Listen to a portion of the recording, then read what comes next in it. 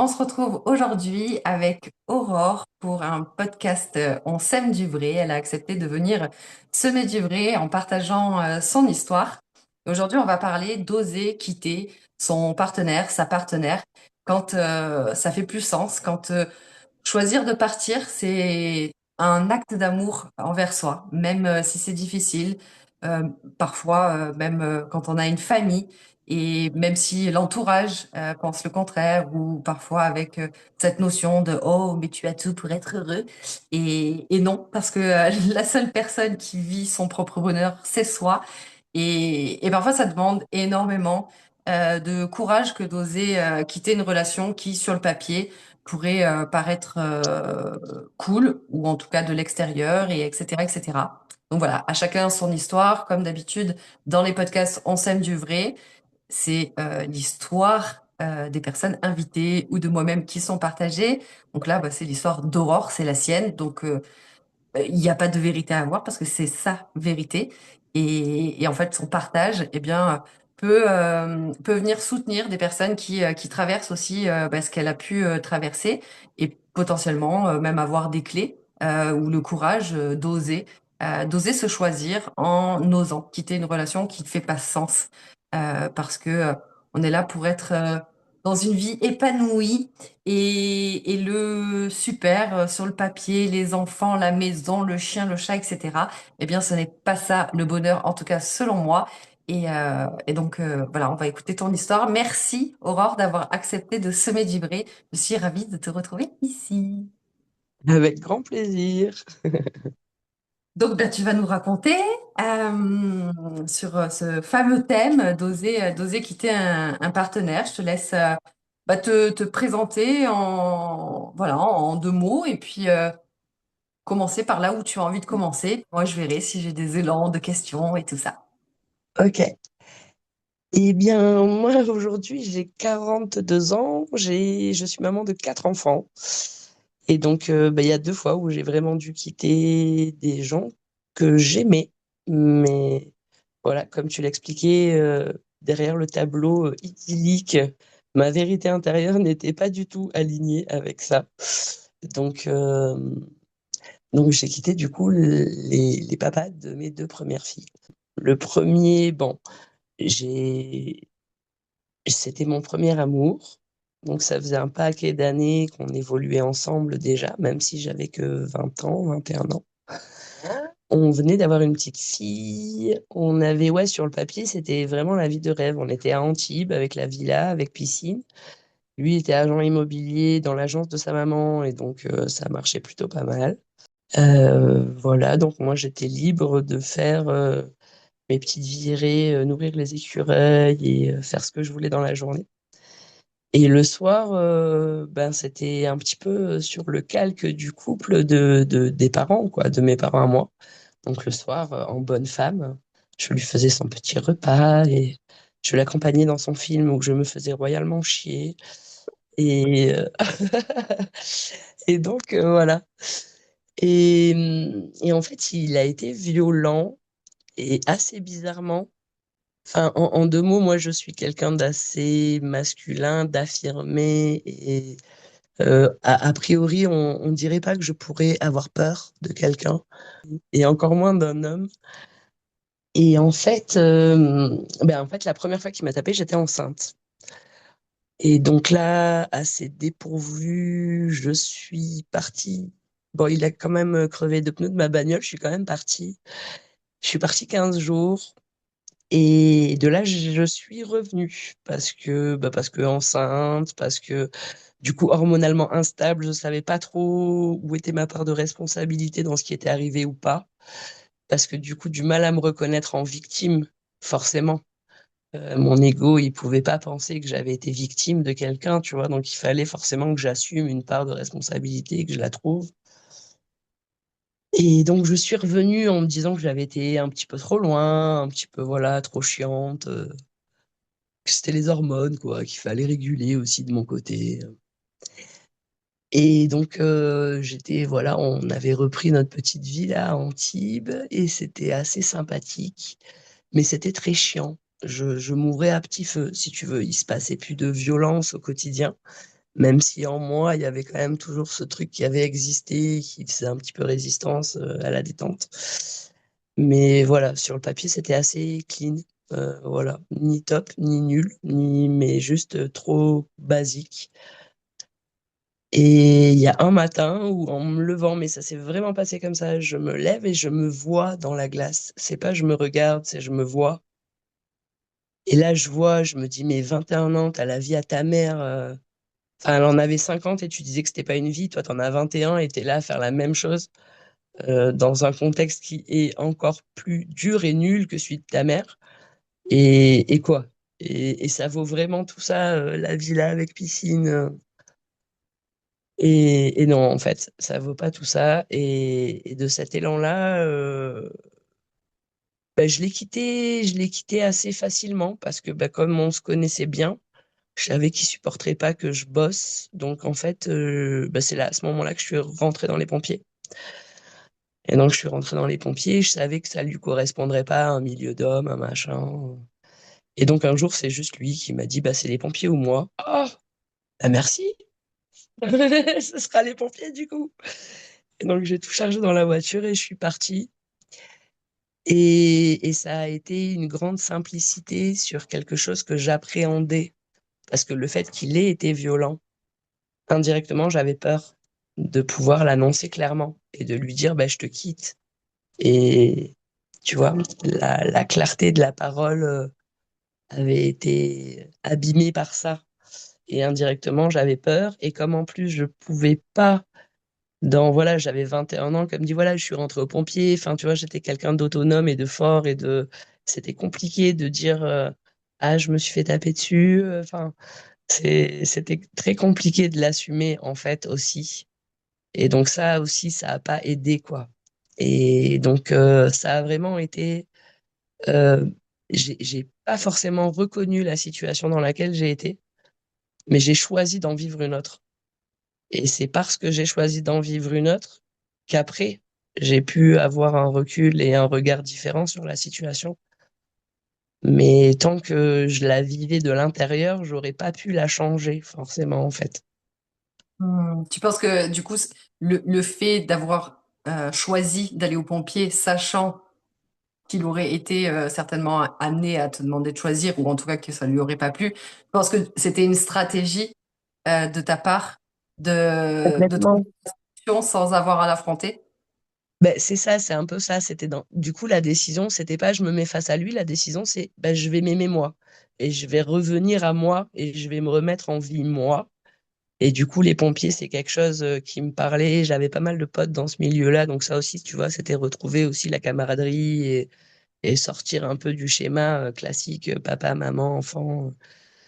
Et donc, je me suis pas dit, il va me quitter, ou enfin, j'ai pas fait de lien direct avec ça, si tu veux. Mais le lien a été, je me choisis et je m'en fous de ce qu'il pense. Ça passe, Hmm. ça passe, ça passe pas, ça passe pas. C'est la question, elle se posait pas. C'était, voilà, je vais revenir à ce que moi je veux et à ce que moi j'aime, comme je l'aime. Et indirectement, ça va forcément changer les choses. Et ton entourage, il disait quelque chose? Ils t'ont dit, mais qu'est-ce que tu fais? Parce que donc tu avais accouché, j'imagine? Ouais, la petite, elle avait 9 mois. Et ben pour les quelques-uns qui ont, en fait, si tu veux, ce qui a été compliqué, c'est que justement, j'ai pas osé forcément trop parler quand, enfin, c'était vraiment très violent, hein. Il m'a tapé qu'une fois, mais c'était très violent. Et en plus de me taper, il m'avait crevé les deux roues de la bagnole. On habitait à 15 kilomètres isolés, donc j'ai fait 15 bornes. J'ai tué le moteur de la voiture en faisant 15 bornes avec deux roues éclatées. Et je suis vraiment parti éclaté bien, quoi, hein. J'ai eu des marques pendant plus de 3 semaines quand même. Et donc, les quelques personnes à qui je l'avais dit, eux, si tu veux, ils avaient coupé. Un mois après, quand j'ai pris la décision d'y retourner, ils m'ont dit, mais toi, t'es une grande barjo. Donc, les gens qui savaient qu'il s'était passé cet événement-là étaient plus vraiment dans mes amis de l'instant. Et les autres le savaient pas, parce que j'avais pas forcément assumé. Donc, ouais, les réactions étaient plutôt, mais comment ça se fait? Mais enfin, en plus, on vient tous les deux d'un petit village, donc tous les gens nous connaissaient ensemble depuis 6 ans. Et donc, bah là, on avait quitté le petit village pour être sur Antibes tranquillou. Et moi, je reviens aux pompiers, si tu veux. Donc, c'est, mais qu'est-ce que tu fais là? Et Vincent, il est où? Et donc, ouais, au début, j'ai pas forcément assumé. Au début, j'ai juste dit, ah, bah, moi, je voulais être pompier. Antibes, je me sentais pas. C'était une trop grosse caserne. Je trouve ça super intéressant ce que tu disais sur, après coup en tout cas, ce que tu as pu observer de cette notion dans ce côté de femme forte et donc une part de l'ego en fait, hein, où non mais en fait moi on me marche pas dessus, moi je suis une ouf. Et donc, ce truc de je dois avoir ma part de responsabilité. Enfin, donc, forcément, je suis fascinée par l'être humain et son fonctionnement et comment certaines personnes peuvent retourner ou rester par dépendance affective, par plein de choses. Et peut-être que toi, il y a eu aussi ces parts-là, mais de mettre le point sur effectivement, en fait, alors le point, c'est un jeu de mots pas forcément adapté, mais c'est ce qui est venu. Et de ce truc de dire, ouais, j'ai ma part de responsabilité parce que, en fait, moi, dans qui je suis, ben, en fait, je suis forte. Donc, pour que j'ai pu laisser ça arriver, c'est que forcément, enfin, je trouve ça intéressant ce que tu nommes là-dessus. Oui, c'est ça, c'est que dans l'instant, c'est toujours face à soi-même que c'est dur d'accepter les choses, surtout quand elles sont pas valorisantes. Euh, Il n'y a absolument rien de normal. Enfin, deux êtres humains n'ont pas à se taper, et en couple ou pas en couple, hein. À la base, on résout pas les choses par les coups. Mais du coup, c'est vrai que j'ai rarement entendu ce discours, comme tu viens de le dire, en tout cas ce regard-là sur soi. Et je trouve ça ben, je intéressant. pense qu'il y a peu de gens qui l'assument, peut-être. Ouais. Je Mm. pense qu'il y a peu de gens qui l'assument. Je pense que c'est quand même quelque chose qui est beaucoup plus courant que ce qu'on croit dans la Mm. société d'aujourd'hui. On a l'impression que ça n'existe plus, mais je pense que c'est l'inverse. Je pense que je vais pas dire que ça existe autant ou plus ou quoi qu'avant, mais c'est quand même quelque chose qui arrive régulièrement. Et je pense qu'aujourd'hui, les femmes ont peut-être plus de mal à le dire pour ça. Parce qu'aujourd'hui, dans ce monde, il n'est pas évident de dire je suis une victime. Mm. Ou c'est évident de le dire quand tu as envie d'en abuser ou quand justement derrière tu attends qu'on te réconforte ou quand c'est une solution indirecte, du coup de dire je suis victime, c'est facile.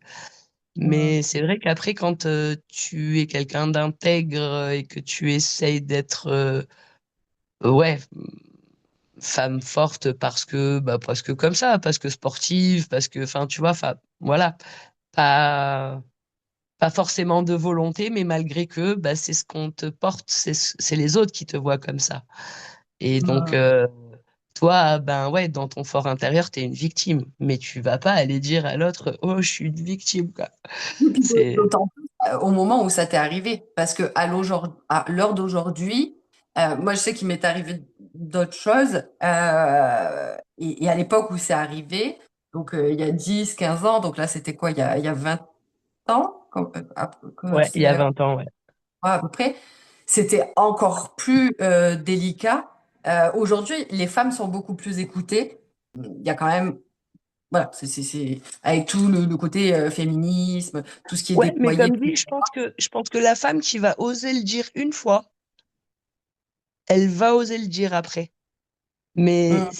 c'est quand ça se passe, ben, je sais pas comment dire. Ça me fait penser, j'ai envie de dire ça, j'ai envie de dire, quand t'es victime, tu peux pas changer la situation parce que tu t'en crois victime. Et si tu es 100% victime à l'intérieur de toi, tu trouves pas les ressources nécessaires qui vont te rendre responsable pour créer autre chose. Une victime, bah, c'est une victime, quoi. Comme tu disais, il y a une notion de peur aussi. Tu vois, C'est t'as ça. eu ce truc, et donc la victime, bah, elle a aussi peur parce que du coup, une victime, c'est quelqu'un qui n'a pas de contrôle. Et donc, si j'ai pas de contrôle, j'ai peur et de prendre cette décision, la décision, par exemple, comme tu le nommais, de partir potentiellement, oui, mais avec ce qui est arrivé, bah oui, mais qu'est-ce qui peut encore arriver alors? C'est ça. C'est ça. Surtout que bah, dans la période où on avait été séparés, moi, il m'avait fait un peu du harcèlement, il m'avait un peu promis de kidnapper la fille, enfin, il avait été tapé sur des potes à moi, cagoulé avec une batte, enfin, il y avait eu, tu vois, plein d'épisodes à la con qui étaient, ouais. Et toi, comment tu te sentais à ce moment-là? T'avais peur? Mais je crois que c'est justement ça, c'est le tourbillon, tu sais. C'est à la fois un tourbillon d'émotions, un tourbillon mental, un tourbillon, tu sais plus. Moi, perso, comme dit, c'était pour moi l'homme de ma vie. Ça faisait 6 ans qu'on était ensemble. Il avait jamais été violent, mais ne serait-ce que par les mots, tu vois. Et quand il en arrive un jour à aller aussi loin et vraiment, quand t'as peur pour ta vie, je sais pas comment dire, le traumatisme, il est tellement fort que pendant une longue période, ça tourne. Tu arrives pas à te poser et à avoir un jugement clair. Tu passes par tous les états, quoi. Et dans tous ces états, je pense que, je pense que ce qui m'a sauvé, c'est mon côté sportif qui fait que je connaissais les limites de mon corps et que je savais reprendre le dessus sur le corps. Tu vois, il y a une forme d'entraînement mental qui fait qu'à un moment donné, ça tourne trop. Bah non, tu décides d'arrêter le truc. Et c'est un petit peu ce que je te dis, c'était tellement trop le bordel que limite, j'arrivais pas à juger. Mais j'avais envie de créer autre chose. Hmm. Et à ce moment-là, te faire accompagner, te faire soutenir, c'était pas envisageable pour toi. C'était pas possible. C'était pas possible parce que, comme dit, j'en parlais pas avec autant d'aisance qu'aujourd'hui. C'était très compliqué d'assumer le fait que j'avais été victime de violence. Ouais. Après, c'est sûr que c'est délicat. Et puis j'ai envie de dire que le côté accompagnement, donc je fais cette parenthèse parce que ça me tient à cœur aussi de normaliser l'accompagnement. Parce que moi-même, pour X et Y choses, que ce soit personnel, thérapie, professionnelle, etc., vu que ben, je suis cette femme forte qui me débrouille toute seule, autodidacte, blablabla, on est quand même un peu avec ce truc de demander de l'aide, c'est un peu de la faiblesse. Et du coup, on n'était pas de plus en plus, mais avant, on n'était pas dans la culture d'aller se faire accompagner. C'était un peu, il y a quelques années, tu allais voir un psy, t'étais fou. Aujourd'hui, on n'en est plus là non plus. Mais c'est pas encore non plus tellement fluide et inné pour tout le monde de se dire d'aller se faire accompagner. Donc, je laisse quand même cette petite parenthèse-là, autant intense ou difficile que ça peut être. Aujourd'hui, il y a plein de choses sur Internet et on peut, j'en sais rien, taper sur Instagram des mots-clés et il y a des personnes qui accompagnent parce qu'elles sont elles-mêmes passées par là. C'est ça. Euh, avec tout mon amour, si vous vivez, et qu'importe en fait, de toute manière, ce que vous vivez, que ce soit cette situation ou d'autres, ouvrez-vous à vous faire soutenir parce que c'est ça le monde de demain. C'est un monde qui co-crée où ensemble on se soutient pour avancer et du coup on passe les tempêtes beaucoup plus vite parce que j'ai été la première à prôner un petit peu, forcément, je prônais ça, de dire on a les réponses en nous, et ça m'arrangeait bien de me dire en rentrant dans le monde de la spiritualité que j'avais les réponses en moi et que j'avais encore moins besoin de personne. Mais voilà, j'avais envie de faire cette petite parenthèse. Je te rejoins complètement, hein. Je pense que si à l'époque, bon, déjà, comme tu dis, c'était peut-être moins facile aussi quand même il y a 20 ans, hein. Il y avait moins de choses en place, là, comme ça, à portée de main tout de suite. Mais je pense que si je m'étais fait accompagner, j'aurais facilement gagné 6 mois à 1 an, dans laquelle, tu Mhm. vois, je suis restée dans cette soupe-là, de j'ai peur, mais c'est bien, mais aux yeux des autres, il est bien, tu vois. Et enfin voilà, il y a plein de choses que l'accompagnement aurait aidé. Et je pense que justement, ce qui est important, euh, quand c'est vraiment très dur comme ça, c'est aussi destructeur pour l'être, pas que pour l'ego. Et donc, je pense que l'accompagnement, c'est surtout peut-être dans le fait de reprendre confiance et de réouvrir des champs de possibles et de retourner vers des choses positives. Peu importe le pourquoi t'es cassé, mais quand t'es cassé de l'intérieur, ce qui va être important et ça va être la reconstruction, quoi. Ouais, c'est exactement ça, ouais, la reconstruction. Et aujourd'hui, on en parle énormément aussi. Deuxième petite parenthèse, le somatique. Moi, en tant que facilitatrice de breathwork, donc forcément, le somatique, c'est quelque chose qui est important pour moi. Il y a plein de techniques qui existent aujourd'hui parce que aujourd'hui, les neurosciences, tout ce qui traite du système nerveux, des traumas, etc., on le sait, le trauma, c'est pas l'événement, c'est ce qui reste engrammé dans le corps et qui n'a pas été libéré. C'est l'émotion, la charge à l'intérieur du corps, parce qu'on n'avait pas de ressources, parce que tout un tas de choses, parce qu'on l'a pas exprimé, parce que tout ça, et fait qu'en fait, ça reste dans le corps. Et donc, même si on conscientise certaines choses, on peut continuer d'avancer pendant un petit moment avec en fait cette mémoire dans le corps qui va créer des automatismes où, par exemple, on peut avoir, que ce soit dans la rue, voilà, il peut y avoir des petits trucs, ou que ce soit après ben, être fermé à nouveau à une relation, se taper des films, etc., etc. Tout ça, c'est aussi engrammé dans le corps. Donc, c'était une autre petite parenthèse. Parce que c'est aussi ça le but du podcast, hein, c'est de soutenir et de partager un peu le champ des possibles. Et donc, j'allais te demander, donc, pendant cette période où voilà, c'était un peu flou et tout, le brouillard pour toi, mais est-ce que tu as eu des peurs, parce que je crois qu'il y a beaucoup de peurs qui sont notamment financières dans les couples de quitter ou alors des enfants. Tu vois, oh mon Dieu, je quitte le papa des enfants ou financièrement, comment je vais faire? Est-ce que tu as eu ces peurs, toi? Bah oui, bien sûr. Ben, le côté coupe, casser une famille, c'est quelque chose qui a été très compliqué de me dire que je prenais cette responsabilité, moi. Tu te Tu sentais vois? coupable? Ouais, ouais, complètement. Parce que je me suis dit, tu vois, ça, c'est un truc que tu assumes toute ta vie.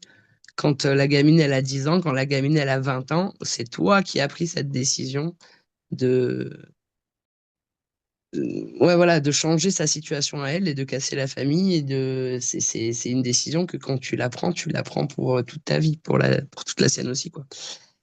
Et ça a été un peu lourd, un petit peu difficile. Et forcément, bah, la situation financière, euh, tu vois, tu disais le camp d'Iraton, bah, c'était la situation financière, c'était pas directement pour moi. Enfin, je me suis pas dit machin la galère, c'était dans les yeux de mes parents. Je me suis dit, mais mes parents, jamais ils comprennent que je quitte un homme qui est le père de ma fille, qui en plus a de l'argent, qui m'offre une forme de situation stable. Ouais, tu vois, dans le regard des parents, ou dans le regard des collègues, ou dans le regard de tous ces gens pour qui, attends, t'as la villa et la piscine, c'est bon, t'as la moitié de ta vie, elle est faite déjà, quoi. T'as 21 ans, la villa, la piscine et le padère qui bosse en costard pour faire agent immobilier, et tu veux quoi, en fait? Mhm. Et Ah là là, c'est incroyable. Dieu merci. On avance, on évolue parce que effectivement, à l'époque où il n'y a pas très longtemps, j'ai eu une discussion à ce sujet et du coup, on parlait des couples, tu vois, des grands-parents qui restent et tout. Oui, non, mais en fait, tes grands-parents, là, ils ont 80 balais et ils sont toujours ensemble. Peut-être qu'aujourd'hui, bon, maintenant, à 80 balais, bon, ben, ça passe, tu vois, voilà. Mais s'il faut, ils ont vécu 50 ans d'enfer.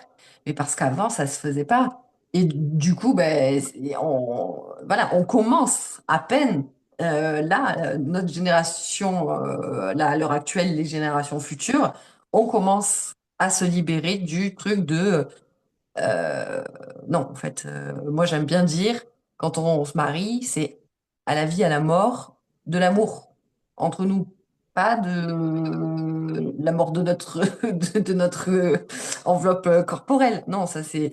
Et du coup, je crois que je partage ça dans tous les podcasts. Je mettrai un podcast d'ailleurs, je le mettrai aussi sur cette vidéo, je le mets partout de changer d'avis, en fait. Voilà, ça c'était avant. Ok, pendant des siècles. Aujourd'hui, c'est fini. Pour se découvrir, ah ben, on choisit un métier, finalement, en fait, on n'aime pas, on change. Une activité, finalement, bah, on change. Un partenaire, bah, finalement, on change. Et c'est ok, mais je comprends. Moi, j'ai jamais été en couple, enfin, tu vois, le maximum, j'ai dû rester 3 ans avec quelqu'un. Et je me rappelle que quand ça s'est fini, bah, après, j'étais bloquée, je voulais pas être avec quelqu'un parce que j'avais ce truc de la prochaine personne que je rencontre, c'est le père de mes enfants pour la vie. Parce que justement, moi, mon père s'est séparé, j'avais 1 an, et en fait, il était hors de question de ça. Et jusqu'au jour où je me suis dit, non mais Aurore, enfin, c'est un délire, enfin, tu peux pas, on sait pas la vie, quoi. Donc, mets-toi avec quelqu'un que tu sais qui gérera d'être un bon papa toute sa vie, mais pas forcément mon mec toute sa vie, quoi. Enfin, il y a une marge entre les deux. Et c'est vrai qu'en fonction de la famille d'où on vient, notre environnement, etc., on peut être vachement conditionné. Et en plus, t'étais jeune à ce moment-là. Et c'est beau que tu as continué quand même de te choisir. Mais est-ce que c'était dur le fait que on te comprenne pas et tout ça? Ben, c'est très dur et, et en même temps, c'est, ça fait beaucoup grandir. Ça a été la période la plus dure de ma vie pendant longtemps, mais je pense que ça fait déjà une dizaine d'années que je la remercie parce qu'il y a des choses qui ont bougé tellement profondément en moi que je sais pas comment exprimer, mais s'il avait fallu que je fasse ces mêmes expériences et ces mêmes trajets à l'intérieur de moi, sans ces gros chocs-là, je pense que j'en avais pour 20 ans ou 30 ans d'expérience à petit feu, tu vois. Alors là, Hmm. ouais, ça a été une grande claque dans ma gueule, ça a fait bien mal, c'était bien fort, c'était bien. Mais au final, je remercie énormément cette période parce que, ouais, Mécaniquement. voilà, ça m'a beaucoup appris sur moi-même notamment, tu vois, sur les capacités, sur les valeurs d'amour, les valeurs de liberté. Et ouais, notamment, ça a fait relever un truc qui est resté, tu vois, dans les relations d'après. C'était l'amour-propre. L'amour-propre, je l'entends avec plein de sens différents. Mais l'amour qui est propre dans le sens du sain, du propre qui sent bon, tu vois. L'amour-propre. L'amour-propre dans le sens l'amour de moi. Euh, je pense que c'est ça aussi qui nous fait beaucoup perdre tous pied dans les débuts de relations. C'est la relation passion où l'autre il devient tellement quelque chose de trop beau que mais t'oublies que t'existes en fait. Et après au bout de 6 mois tu lui dis non mais gars en fait je vais retourner à la piscine, hein. Je vais retourner aller voir ma pote, je vais retourner. Non mais lui il va pas comprendre tu vois. Ça fait 6 mois il t'a pas vu comme ça, il te connaît pas comme ça. Donc Hmm. ça c'est un je pense tu vois l'amour propre, se garder une part d'amour pour soi. Dans le temps, dans tout, quoi. Et ouais, ok, je m'aime, mais c'est parce que je m'aime que je vais pouvoir venir t'aimer et pas venir me noyer dans un truc où j'existe plus, quoi. Oui, bah, c'est comme ce fameux cherche ta moitié. Non, c'est parce que tu es complet que tu trouves un être complet. Et toi plus moi, on crée une troisième entité. Walt Disney, ils se Ouais, marièrent et eurent beaucoup d'enfants. Moi, ouais, c'est j'aime bien. ça. euh, ils vécurent enfants et furent beaucoup d'heureux, je préfère. C'est pas mal. Et donc, alors c'est quoi oui, tu disais que justement, ça t'a aidé, ce côté amour-propre, dans tes relations suivantes. Et la relation d'après, quand tu as dû te séparer, c'était parce que tu étais plus aligné aussi? C'était challengeant aussi ou ça s'était fait Ouais, plus... c'était complètement challengeant parce que ah bah, cette histoire, ça fait maintenant 14 ans qu'on est séparés, mais elle reste en moi comme la plus belle des histoires parce que c'est quelqu'un avec qui on s'entendait vraiment, on se comprenait vraiment et il y avait une totale tolérance et une totale liberté et un amour de ce que je pouvais être au travers de toutes mes forces et mes faiblesses et tous mes déboires et tous mes machins. Et pareil pour lui. On était très différents, ce qui fait qu'on n'a jamais vécu ensemble. On habitait à 50 mètres l'un de l'autre et ça nous allait bien comme ça. Donc on avait eu Luna en parfaite conscience du fait qu'on était peut-être finalement plus amis amants que qu'un couple. Et donc, on avait décidé d'être un couple parental avec cette idée d'être ami-amant et couple parental. Et ça a toujours été très fluide. Et en fait, ce qui s'est passé, c'est que pour des raisons professionnelles, j'étais déjà sur des projets d'éco-hameau basés sur le soin. Et donc, j'ai trouvé un terrain avec les deux collaborateurs avec lesquels j'étais à l'époque. Et donc, il était à une centaine de kilomètres. Donc, j'ai déménagé et lui, il m'avait dit, bah écoute, ça va me prendre 6 mois à passer le permis, à mettre un peu de sous de côté, machin, et dans 6 mois, je te rejoins. Et donc, pendant 6 mois, moi, j'y allais un week-end par mois, lui, il montait un week-end par mois. Et puis, au bout de 6 mois, ben, ça venait pas. Et puis, moi, je voulais pas trahir cette relation, je voulais pas rentrer dans une obligation. Je voulais pas formuler le tu viens ou c'est fini. Mm. Tu vois, c'était beau, c'était fluide, c'était aisance. Donc je me suis dit, bon, bah, on verra, peut-être dans un mois, il reviendra lui-même sur ça. Et comme la relation se passait bien, bon. Mais c'est au bout de presque 18 mois quand même. Au bout de 18 mois, tu vois, j'ai dit, ben non, en fait, j'ai pas envie de cet amour trop beau, mais que je touche 48 heures par mois, ça me suffisait pas, tu vois. Et j'avais pas, comment dire, c'était ça comblait pas tout ce que j'avais envie de partager. Et donc, voilà. Et en même temps, à l'époque, justement, comme la relation était plus simple, je lui ai juste dit, bah, je te rends ta liberté et je me rends la mienne. Et, et c'était un choix bah, de justement pas rentrer dans les déboires de la fin de relation. Et bah, c'est beau comme ça, bah, on va finir sur le beau et on va continuer à être beau comme ça et c'est très bien. Et fais ta vie, je comprends qu'elle n'est pas à côté de moi, c'est pas grave. Et moi, je fais la mienne et j'ai pas envie d'être là dans l'attente de quelque chose. C'est beau. Ouais, ouais, et franchement, encore aujourd'hui, on a des bons rapports, même si là, on habite ensemble, il voit très peu sa fille, c'est un choix à lui, que elle accepte et qu'elle vit pas mal, donc moi, j'interviens pas là-dedans, tu vois. Mais on a une relation encore aujourd'hui qui est simple, et quand il y a des choses à dire, elles sont dites, et il n'y a pas de... Mais ça a été très dur, parce que, tu vois, même encore aujourd'hui, des fois, je me dis, merde, peut-être quand même c'était le bon, lui. Je suis pas sûre que ça arrive à tout le monde dans une vie de savoir que quand tu parles, t'es entendu vraiment pour ce que tu es. Et c'est pas il s'abstenait de réagir, c'est il n'y avait pas de réaction. Tu vois? Et donc ça, c'était vraiment chouette quand même. Mais voilà. J'avais envie de plus. Et ouais, merci à toi parce que ça montre ces choix qui sont alignés à soi, mais en même temps qui sont super difficiles parce que quand quand il y a de la maltraitance, il peut y avoir de la peur et tout un tas de choses, donc c'est pas évident de quitter. Quand il y a une histoire de conditionnement, moi là, tu vois, les gens qu'il y a autour de moi, enfin, la plupart, ils sont pas vraiment heureux, tu vois, dans leur couple, mais parce que la maison, mais parce que les enfants, mais parce que ceci.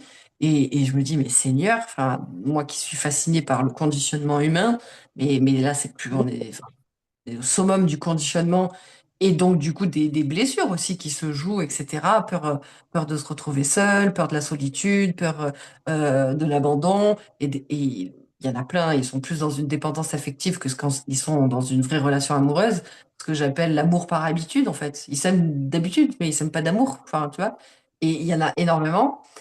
Et donc, il y a le côté, quand voilà, il peut y avoir de la maltraitance difficile à couper. Quand il y a ce côté conditionnement difficile de mettre un stop aussi. Et quand il y a de l'amour et que en soi, bah, tout va bien en soi, mais en fait, je suis pas alignée, c'est pas OK pour moi.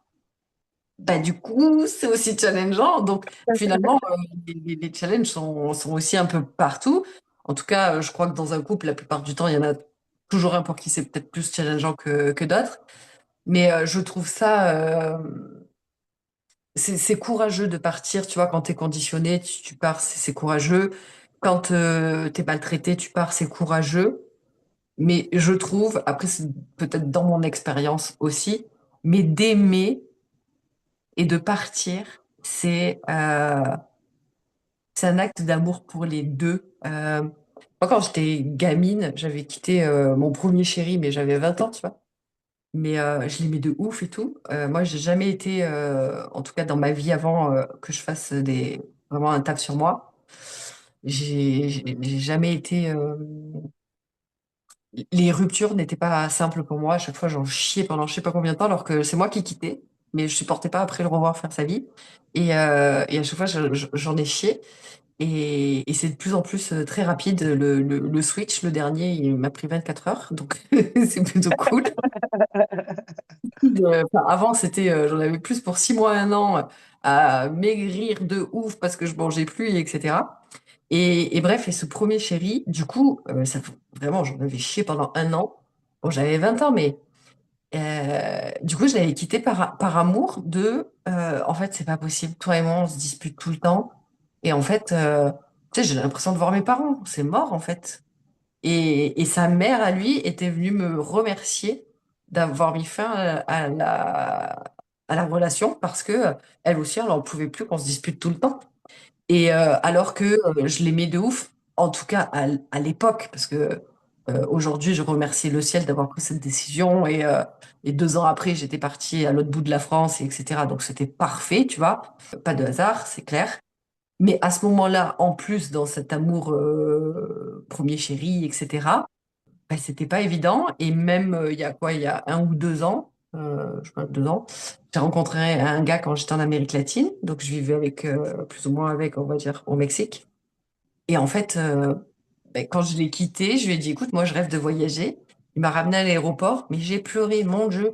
Et en fait, je lui disais, mais moi je rêve de voyager. Toi, t'as ton gosse et tout ça, t'as ton boulot, machin, c'est compliqué pour toi. Donc moi, enfin voilà, je peux partir voyager 1 mois, 2 mois, 3 mois. Tu peux me rejoindre ou c'est moi qui reviendrai ou machin. Et puis si à un moment donné quelqu'un bah, rencontre quelqu'un, bah, c'est la vie, etc. Comme il peut se passer si je vis avec toi ici, quoi. Enfin, ça s'appelle la vie, tu vois. Et lui, il n'était pas OK avec ça. Et du coup, bah, je l'ai quitté et je lui ai dit, bah, du coup, bah, c'est fini. Il m'a ramené à l'aéroport et on s'est dit au revoir en bah, peut-être à jamais, bisous, je t'aime. Et genre, horrible, horrible. Vraiment. Mais en même temps, mais quel beau cadeau, parce que pour moi, il est inconcevable que je choisisse un mec à mes rêves. C'est pas con. Voilà. J'espère que j'ai bientôt 40 ans, j'espère qu'un jour je vais pas tomber sur la tête et que je vais changer d'avis, parce qu'au bout de 40 ans, quand même, je me suis toujours choisie à ce niveau-là. Mais du coup, je trouve que dans mes expériences, après moi, j'ai pas eu des longues, tu vois, créer des familles, etc. Mais je trouve que quand tu quittes quelqu'un que tu l'aimes, il y a ce truc, c'est différent, mais c'est encore plus puissant que parce que tu me maltraites. Donc en fait, bah oui, tu me mérites pas, même si c'est difficile de partir.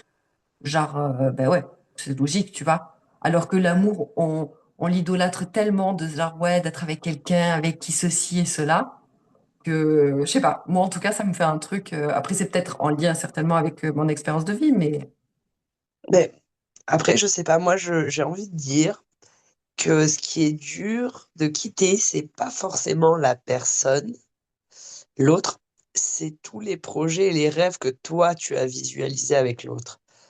Et je pense que dans une rupture, ce qui fait mal, c'est tout le deuil de tout ce que tu as pu imaginer et projeter avec l'autre. Et, et du coup, que ce soit dans la maltraitance ou pas, que ce soit sur 1 an ou sur 6 ans, ce qui va être dur, c'est ça. C'est toutes ces choses où quelque part, toi, tu t'es trompé, ou tu as mal regardé, ou essayer de s'avouer à toi-même que, bah non, en fait, tu vois, tu pensais ça, mais non, ça pourra pas coller, quoi. Et, hum, et limite, j'ai envie de dire, c'est toujours qu'une relation de toi face à toi.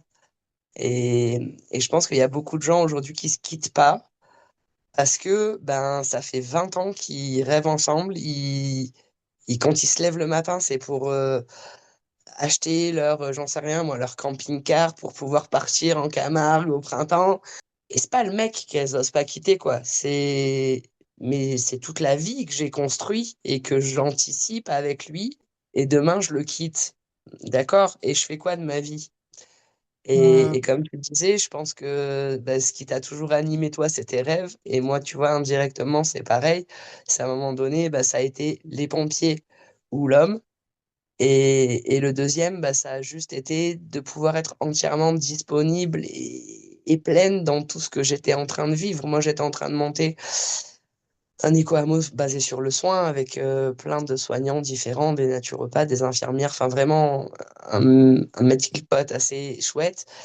Et lui, il était maçon et son grand rêve, c'était de me construire une maison au fin fond du trou du cul du monde, à la Charles Ingalls.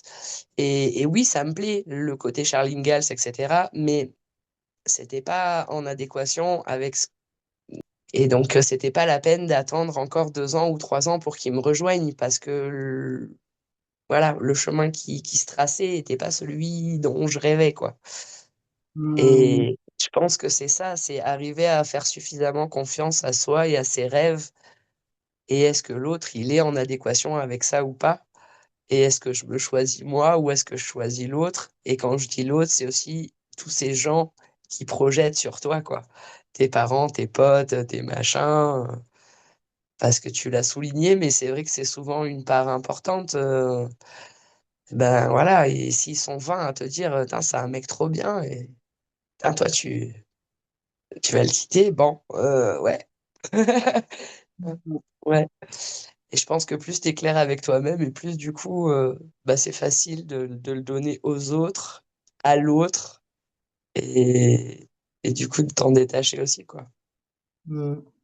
Ouais, non, mais complètement. Là, récemment, autour de moi, j'ai eu une situation comme ça où quelqu'un a décidé de quitter un partenaire avec qui elle était depuis récemment. Et son entourage lui a dit, mais ça va pas, c'est un mec bien. Et en fait, et alors? Et c'est comme si, est-ce que, est-ce que c'est toi qui vis avec? Et je comprends pas. Enfin bon, ça c'est encore un sujet, mais de mettre son grain de sel et de donner son avis, putain, et non sollicité. Et puis on n'est pas avec la personne et ça c'est comme pour tout, hein, comme pour les boulots, machin. On peut pas. C'est pour ça que tu vois, dans les podcasts, j'aime bien préciser de genre, oui, mais c'est notre vérité, notre histoire. Donc en fait, elle peut pas être fausse et ça peut pas être pas OK. Parce qu'en fait, c'est de notre intérieur. Donc en fait, ben là c'est pareil. Si en fait je me sens plus OK dans mon couple ou n'importe où, boulot, etc. Ben, en fait, c'est de mon intérieur. Donc en fait, mon intérieur, c'est le mien. Ah, il peut pas se tromper, enfin voilà, c'est... C'est assez fou. Est-ce que, attends, t'as envie de partager autre chose? Merci de mettre en lumière les conditionnements et les schémas qui existent autour de tout ça. Et moi, il y a un truc qui m'a guidée souvent dans l'amour, c'est l'amour et la liberté, c'est la même chose. Et l'amour, pour moi, le vrai amour, il rend libre. Parce que quand tu te sens aimé, tu te sens bien, tu te sens en aisance, t'es en épanouissement, et donc tu vas vers tout. Tu te poses pas la question. Et donc, tant que tout est possible, je dis souvent comme ça à mes enfants, je dis tant que tout est possible, c'est la voie des anges, c'est la voie de l'amour, et c'est OK. Et du moment où ça commence à se refermer et où tu dois faire des choix, eh ben, voilà, t'es plus libre. Et du coup, t'es plus en amour. Et du coup, voilà. Donc, l'amour égale liberté. Le vrai amour, et justement, tu vois, enfin, toi ou comme moi, ou comme je pense beaucoup de personnes, quand on le partage à vie. Quand t'aimes une fois, t'aimes pour toujours. Et quand tu quittes la personne par l'amour et que l'autre te quitte par amour, il y a un respect, une tolérance qui reste 10 ans après, 20 ans après, quand tu y repenses, c'est une belle histoire. Et c'est un moment d'amour. Et, et souvent, les conditionnements fait qu'on reste 1 an, 2 ans, on fait caca partout plein les murs. Et du coup, après, quand on repense à l'autre, on pense juste à toutes les blessures de merde qu'il y a autour.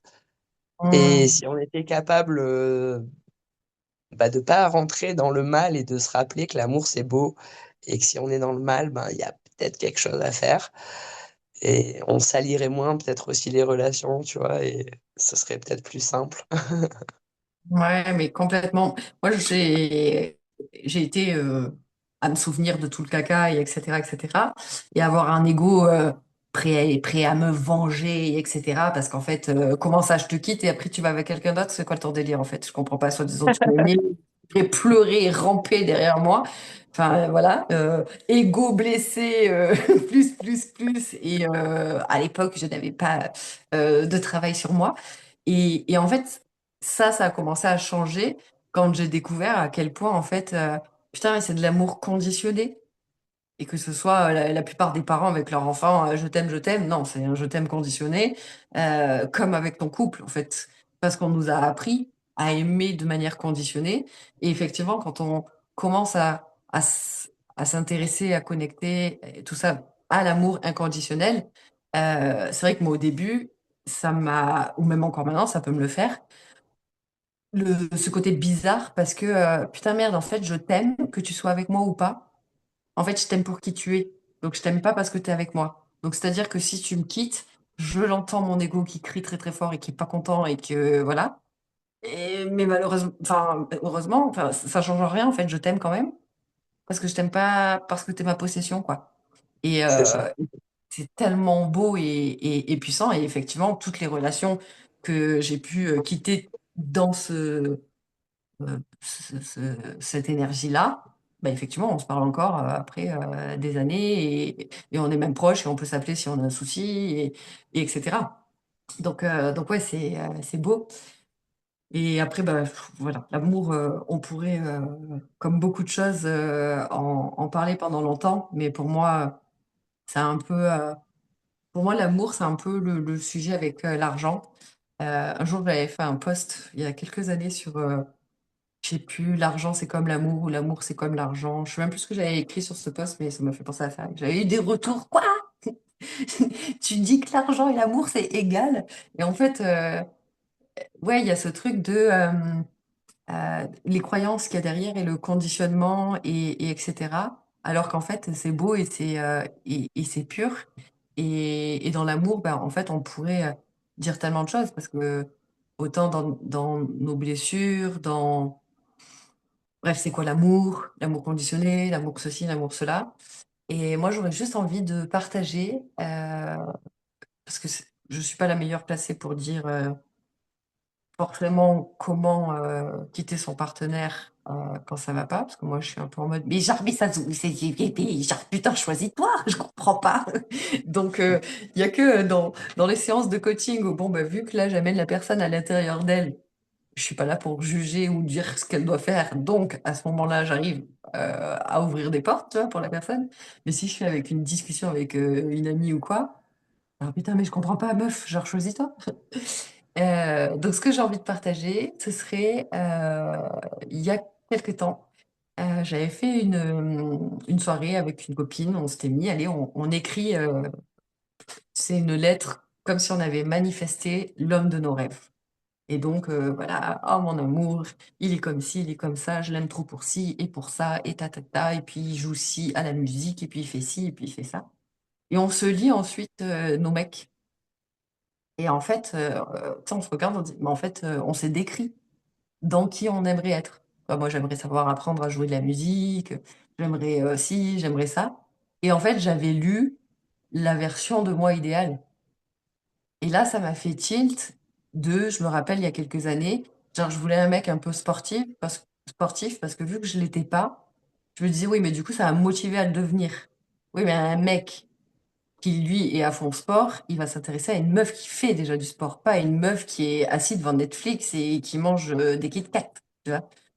Et en fait, ben oui, tellement. Et donc, deviens la personne que tu veux attirer parce que bah, c'est comme si tu veux des gens positifs dans ta vie, mais que tu es tous les jours négatif. Mais laisse tomber, ils en veulent pas de toi, les gens positifs. C'était négatif.